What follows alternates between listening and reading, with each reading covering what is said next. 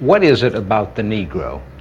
I mean, every other group that came as an immigrant somehow, not easily, but somehow got around it. Is it just the fact that Negroes are black? White America must see that no other ethnic group has been a slave on American soil.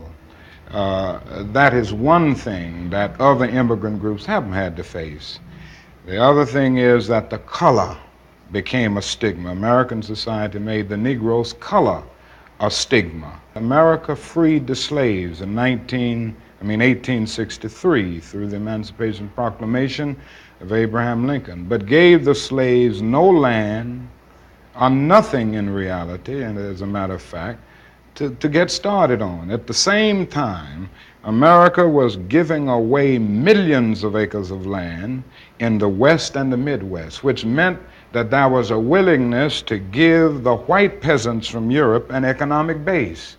And yet it refused to give its black peasants from Africa, who came here involuntarily in chains and had worked free for 244 years, any kind of economic base. And so emancipation for the Negro was really freedom to hunger. It was freedom to the winds and rains of heaven. It was freedom without food to eat or land to cultivate, and therefore it was freedom and famine at the same time.